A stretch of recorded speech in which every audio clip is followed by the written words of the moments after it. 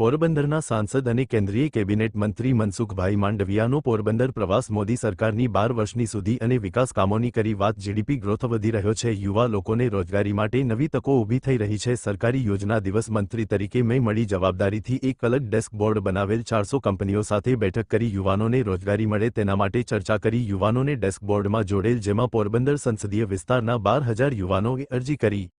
12 વર્ષમાં દેશ બદલ્યો છે, દેશ આગળ વધ્યો છે અને નવા ભારતનું નિર્માણ થઈ રહ્યું છે। મોદીજીએ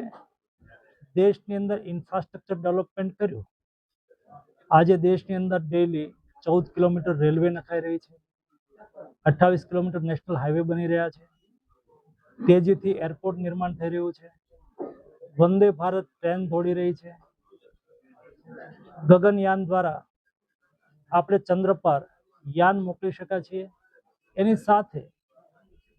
દેશની અંદર સોશિયલ સિક્યુરિટી પણ વધારી, એટલે કે સામાન્ય માણસનું જીવન પણ સમૃદ્ધ કર્યું અને સરળ કર્યું।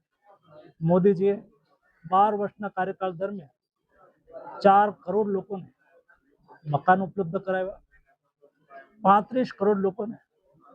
જનધન ખાતા ખોલ્યા, દેશમાં દરેક ઘરે ટોયલેટ ઉપલબ્ધ કરાવ્યું, 80 કરોડ લોકોને મુફ્ત અનાજની યોજના ચલાવી, 10 કરોડ કિસાનોના એકાઉન્ટની અંદર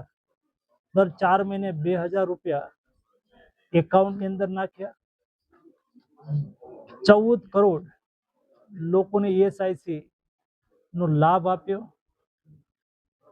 દેશની અંદર કિસાનો માટે ઉત્પાદન કોસ્ટથી 1.5 ગણી કિંમતે MSP થી ખરીદી કરી, જેથી કરી અને લોકોનું જીવન ધોરણ પણ અપ થયું, સાથે સાથે દેશનું ઇન્ફ્રાસ્ટ્રક્ચર ડેવલપમેન્ટ પણ થયું, દેશનું સ્વાભિમાન પણ વધ્યું। જ્યારે દેશ પર સંકટ આવ્યું ત્યારે કોરોના મહામારી હોય કે વેસ્ટ એશિયા ક્રાઇસિસ હોય,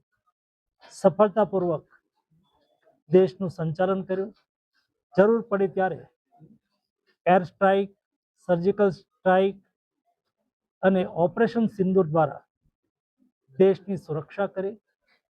દેશની મહિલાઓના વિકાસ માટે 33% મહિલા રિઝર્વેશન બિલથી મહિલાઓને દેશની વિકાસની ભાગીદાર બનાવી। એ જ રીતે દેશનો સર્વાંગી વિકાસ થાય એ દિશાની અંદર મોદીજી એક ચૂંટાયેલા